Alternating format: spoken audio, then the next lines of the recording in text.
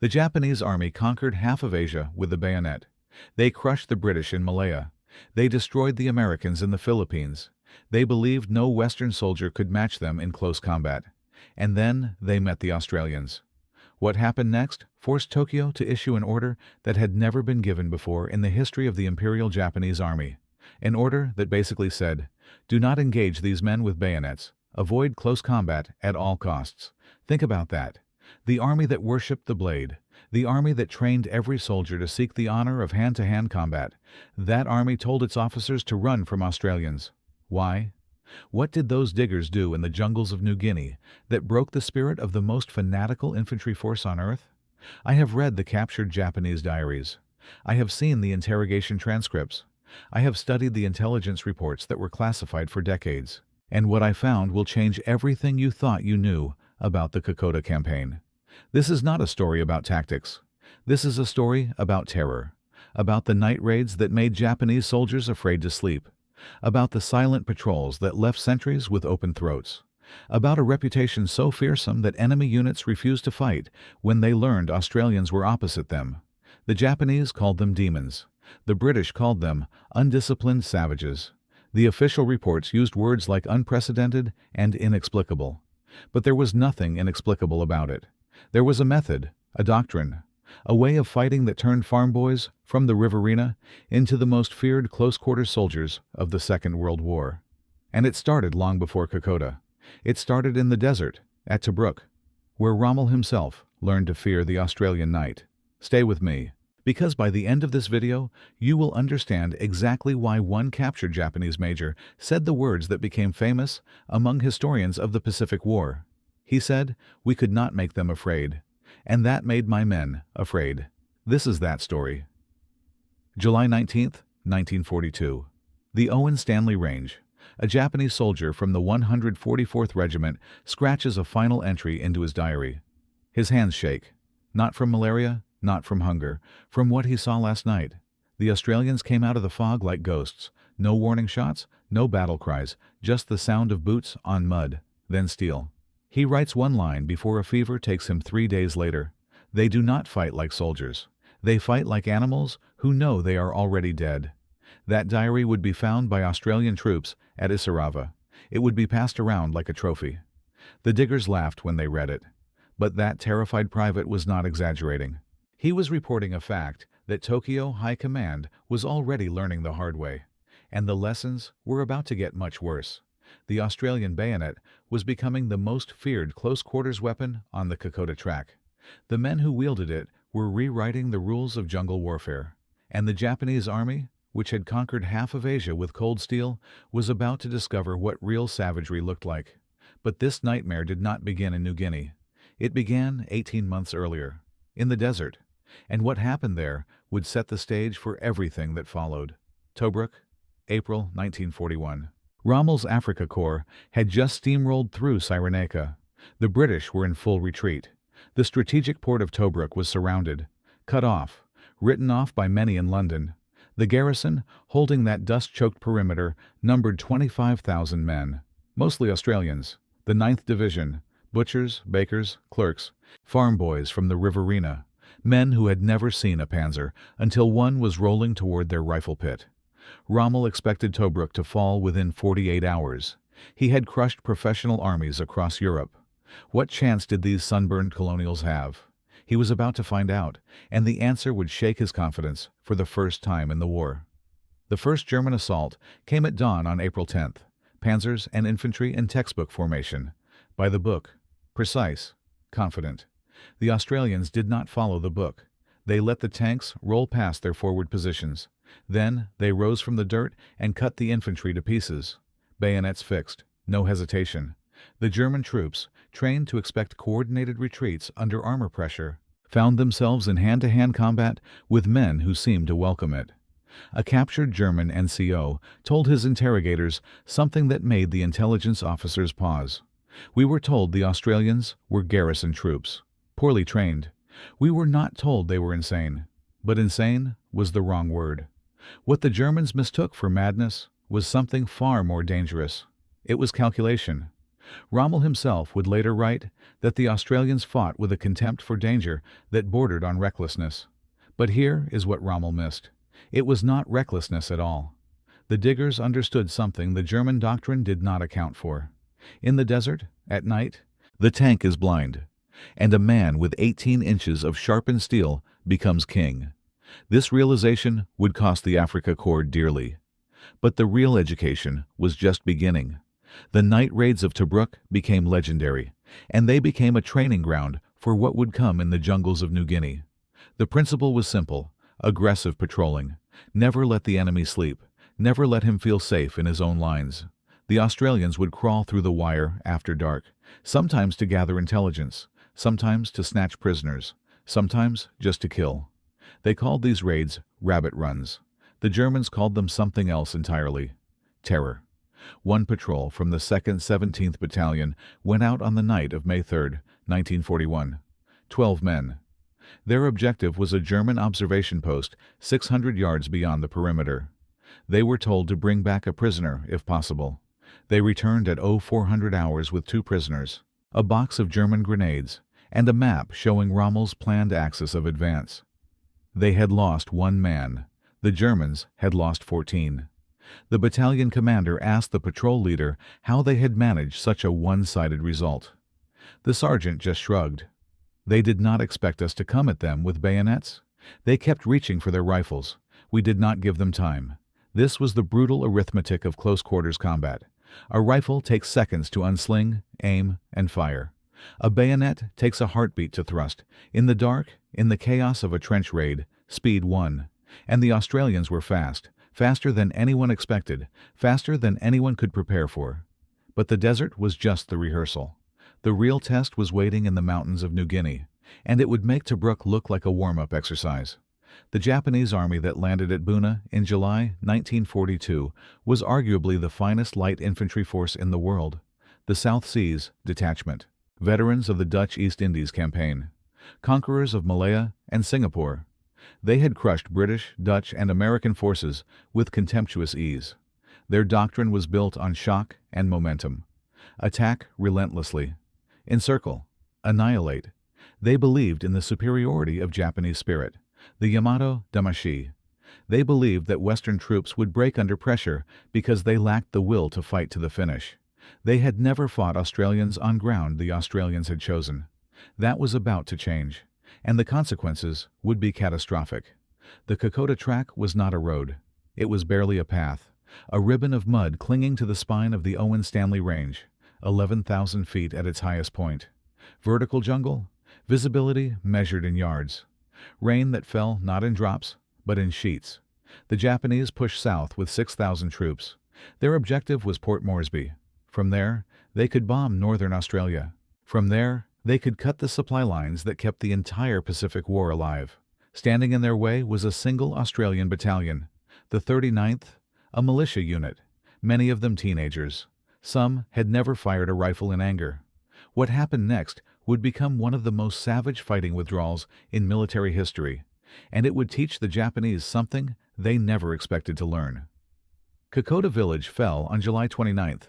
The Australians were outnumbered 4-1. They fell back: Izarava, Alola, Templeton's Crossing. Each day the same rhythm. The Japanese attacked at dawn. The Australians held until ammunition ran low. Then they pulled back to the next ridge, the next river crossing, the next choke point. The Japanese pushed forward with terrifying speed. But they were bleeding, and they could not understand why. Because the Australians were not just retreating, they were hunting. Every creek crossing became a killing ground. Every blind bend in the track became a grave for Japanese point men. And when the jungle closed in, too tight for rifle fire, there was the bayonet. The Japanese soldier was trained in bayonet fighting.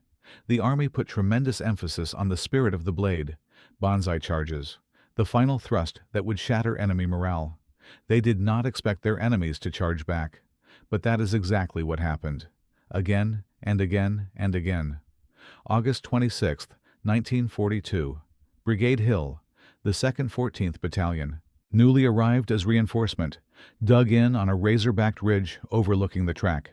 The Japanese attacked before dawn, 700 men screaming through the mist.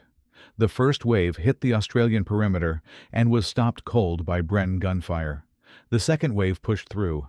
Hand-to-hand fighting erupted in the weapon pits. What followed was 90 minutes of close-quarters butchery that no official report could fully capture. And in the middle of that chaos, one man did something that would become legend. Private Bruce Kingsbury, a 24-year-old from Melbourne, saw his section being overrun. He grabbed a Bren gun from a wounded mate and charged directly into the Japanese advance, firing from the hip, screaming. He cleared a path through the attackers before a sniper found him. His action bought time for the battalion to reorganize. He would receive a Victoria Cross, posthumously. But Kingsbury was not an exception that day. He was an example. All along the ridge, Australians were rising from their pits and counterattacking. Not because they were ordered to, because they could see their mates in trouble. And this is where the Japanese made a fatal miscalculation. A Japanese officer, captured later that week, told interrogators that his men had been trained to expect Australians to retreat when their positions were penetrated. The doctrine said Western troops prioritize survival. What they encountered instead was ferocity that made no tactical sense. He was wrong about that. It made perfect tactical sense, just not the kind written in Tokyo staff manuals. The Australians at Kokoda fought by a different logic. Mateship was not sentiment. It was tactical doctrine, and it was about to break the Japanese army. If your section was overrun, the sections on your flanks did not fall back to establish a new defensive line. They counterattacked immediately to recover their mates, living or not. This violated every principle of economy of force. It maximized casualties in the short term, and it terrified enemies who expected rational, self-preserving behavior. A wounded digger lying in a creek bed was not a liability to be abandoned. He was a magnet that would draw his mates toward the enemy. The Japanese learned this the hard way at Isarava, at Brigade Hill, at Eora Creek. Abandon a body. Unthinkable. The Japanese would booby-trap Australian corpses, expecting patrols to return for them. The Australians returned anyway. They recovered their mates. They lost more men doing it. And they kept doing it. The Japanese called this practice insane. They also called it demoralizing, because it meant there was no psychological victory in taking down an Australian. His mates would come for him, and they would come angry. That anger was about to reshape the entire campaign. But the bayonet mystique had roots that went deeper than Kokoda, deeper than Tobruk, all the way back to Gallipoli. And understanding those roots is essential to understanding what happened in the jungles of New Guinea. April 25th, 1915. The first Anzacs scrambled up the cliffs at what would become known as Anzac Cove. Turkish defenders poured fire down on them. The beach was chaos. Officers lost, units mixed, no clear objective. What the survivors remembered was the moment the chaos resolved into purpose. Fix bayonets, up the ridge. The Australians of 1915 were not professional soldiers. They were gold miners, station hands, city clerks who had never held a rifle 6 months earlier. But they had grown up in a culture that prized physical courage, a willingness to have a go, and a total disdain for the idea that some problems could not be solved by getting in close and sorting it out personally. The British officers who commanded them were horrified by their indiscipline, their refusal to salute, their habit of calling generals by their first names. But those same officers noticed something else. When the Turks charged, the Australians did not break, and when the Australians charged, they did not stop. One British colonel wrote in his diary, after Lone Pine, that he had never seen men attack with such savage joy. They seemed to regard bayonet fighting as a sport. He meant it as criticism. The Australians took it as a compliment, and they passed that attitude down through the generations. This legacy was preserved through the interwar years. The militia units that would become the 39th Battalion trained in bayonet drill twice a week. Old diggers from the AIF taught them, not the parade ground lunges of the British manual. Something rougher, faster, dirtier. The philosophy was simple. The bayonet is not a last resort. It is a first option. Close the distance. Take the fight to the enemy. Make him react to you. When those same militia boys found themselves on the Kokoda Track facing Japanese veterans, they had one advantage the enemy did not expect. They believed in cold steel more than the enemy did. And belief matters in war. It was about to matter more than anyone could have predicted. The Japanese turned the tide temporarily at Ioribiwa Ridge in mid-September. They could see the lights of Port Moresby from their forward positions. Victory seemed hours away. Then the orders came from Rommel. Withdraw. The disaster at Guadalcanal was draining resources. The Kokoda offensive was over. Now the Australians advanced, and the hunters became the hunted. What followed was one of the most merciless pursuits in Pacific War history. The march north was relentless. The diggers knew every bend in the track now, every creek crossing, every ambush point. They moved fast despite the mud, despite the malaria, despite eating less than half rations. The Japanese fell back toward Buna and Gona.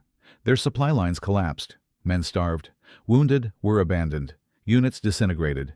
And still, the Australians came. They came in daylight. They came at night. And they came with bayonets fixed. At Oivi and Garari in early November, the Japanese 144th Regiment made a stand. It was supposed to be a delaying action. It became a massacre. The Australians hit them from 3 directions at dawn. No prolonged barrage, no careful suppression. Just a fast, violent assault that gave the defenders no time to coordinate. Within 90 minutes, the Japanese position had collapsed. Over 400 Japanese soldiers lay scattered in the kunai grass. The after-action reports noted something unusual. A disproportionate number of Japanese casualties showed bayonet wounds. Not bullet wounds, not shrapnel, steel. The message was clear. The Australians were not just winning. They were making a statement, and that statement was about to echo through the entire Japanese military. Gona fell on December 9, 1942. Buna on January 2, 1943. The butcher's bill was horrific. Over 2,000 Australians perished in the campaign. Thousands more were evacuated with wounds, malaria, and dysentery so severe they would never fully recover. But the Japanese 17th Army had ceased to exist as a fighting force. Over 12,000 of their men would never leave New Guinea. In the captured documents, in the interrogation transcripts, in the diaries of those who did not make it home, a pattern emerged. The Japanese had encountered something in the Australian soldier that their training had not prepared them for, and the testimony of one captured officer would sum it up perfectly. A major from the 41st Regiment, interrogated at Buna, provided what might be the most succinct summary of the entire campaign. The interrogator asked him why Japanese morale had collapsed so completely in the final weeks. The major paused, then he spoke. "Your soldiers do not surrender. When surrounded, they attack. When wounded, they attack. We could not make them afraid, and that made my men afraid." The interrogator noted that the major specifically referenced Australian bayonet tactics. He said his unit had lost 11 men in a single night raid, all to blade wounds. The Australians had come in silence, done their work, and vanished before a shot was fired. He added one more detail that the interrogator underlined twice. "After that night, my soldiers did not want to patrol. They did not want to sleep. They waited for the sound of footsteps. Sometimes the footsteps came. Sometimes they did not. The waiting was worse than the attacks." This psychological devastation was not an accident. It was a strategy, and it was about to become official Japanese Army doctrine. The legend of the Kokoda Track spread through the Japanese military like a virus. By mid-1943, intelligence officers were noting a distinct reluctance among Japanese units to engage Australian formations in jungle terrain. A translated briefing document from the 18th Army headquarters in Wewak instructed officers on how to identify Australian units by their patrol patterns. It noted that Australian patrols tended to be smaller than American patrols, but more aggressive, and it contained a warning that became infamous among historians of the Pacific War. The document stated that if engaged by Australians at close quarters, withdrawal is recommended. They prefer the bayonet and will not disengage. Fixed positions should be reinforced with additional sentries when Australians are known to be opposite. This was extraordinary. The Japanese Army, which prided itself on close combat ferocity, was officially advising its officers to avoid bayonet engagements with Australians. The document did not explain why. It did not need to. Every officer who read it understood. The reputation had been sealed in blood. But what created this reputation? What made Australian soldiers so devastatingly effective at the most primitive form of combat? The answers reveal something profound about war and the men who fight it. First, selection. The men who volunteered for the AIF in 1940 and 1941 came disproportionately from rural backgrounds: farmhands, drovers, miners, men who had done physical labor since childhood, men for whom a knife was a daily tool, not an abstraction. They were not the polished conscripts of European armies. They were hard men from a hard country, and they carried that hardness into battle like a weapon. Second, training. Australian bayonet instruction, inherited from the AIF veterans of the Great War, emphasized aggression over technique. The goal was not elegant fencing. The goal was to close the distance as fast as possible and overwhelm the enemy before he could react. Speed, violence, no hesitation. A training manual from the 14th Brigade, dated March 1942, contains a line that summarizes the philosophy. The bayonet fight is won in the first 3 seconds. If you are still fighting after 10 seconds, you have already lost. Attack faster. Those words would echo through every engagement on the Kokoda Track. Third, culture. Australians of that generation had grown up in a society that valorized physical courage. The test of a man was not his education or his wealth. It was whether he would stand up when standing up was hard, whether he would back his mates when the odds were bad. This translated directly to combat. An Australian soldier who refused to advance, who let his mates go forward without him, faced something worse than official punishment. He faced the contempt of the men he had to live with. And that contempt was unbearable. So they advanced, even when it was suicidal. Especially when it was suicidal.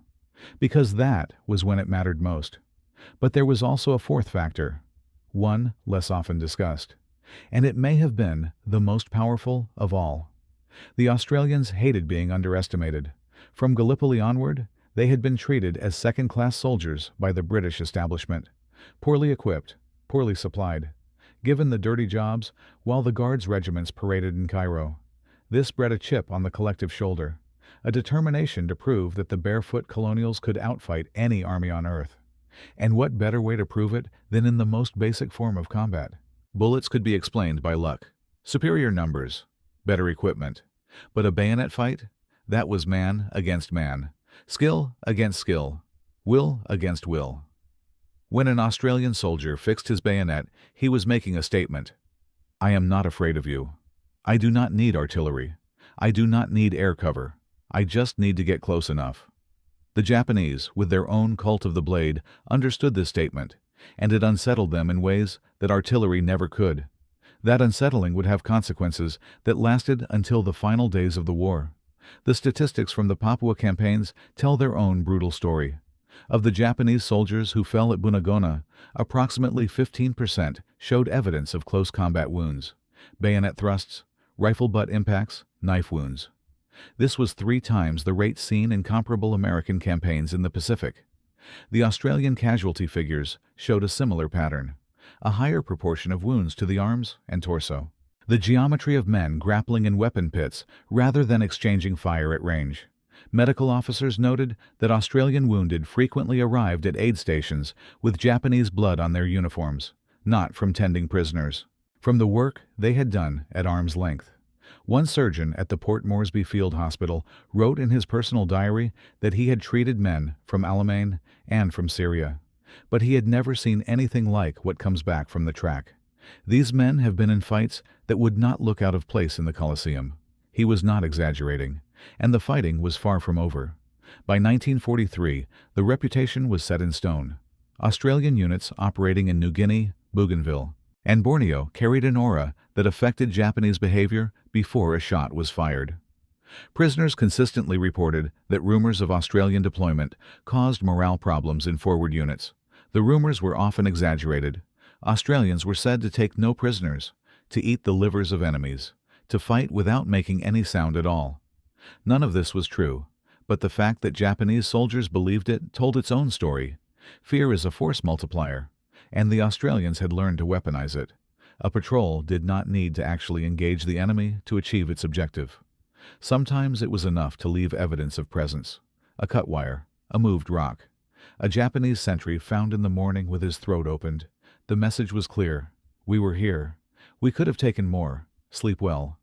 This was psychological warfare before the term was invented, and the bayonet was its symbol. But the final proof was still to come. The last major bayonet action of the Pacific War, involving Australians, occurred at Slater's Knoll in Bougainville. April 5, 1945. The Japanese launched a full regimental assault against positions held by the 25th Battalion. Wave after wave came through the perimeter. Hand-to-hand fighting raged for 6 hours.